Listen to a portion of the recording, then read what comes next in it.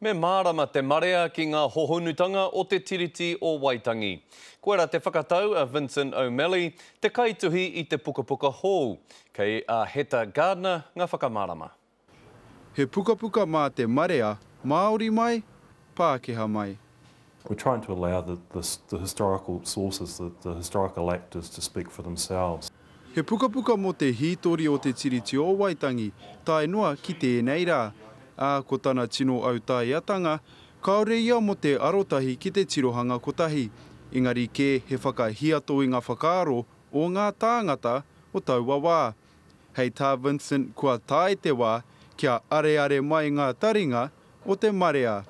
Kiwis often assume that they know all that they need to about the Treaty of Waitangi. But when you look at the real situation, the number of young people who are doing NCEA history this year is, I think, a minority of those at that level. Engari, hei tā Vincent, kia kaua tātou e ki no ngā kura te he.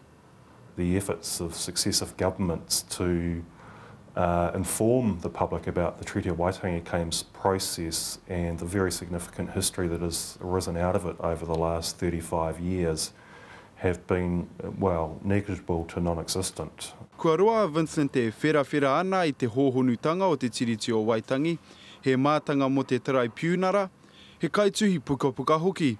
Engari, he taumahatanga ki te kōkiri i te kaupapa nei. The main difficulty we had putting it together was what to leave out, because there's a huge amount of material to choose from, and we had to make some tough decisions at the end as to what stayed and what went. Kai te tuhi hoki a Vincent i tētahi pukapuka mo te wā i mua i te hainatanga o te tiriti. Heta Gardner, te karere.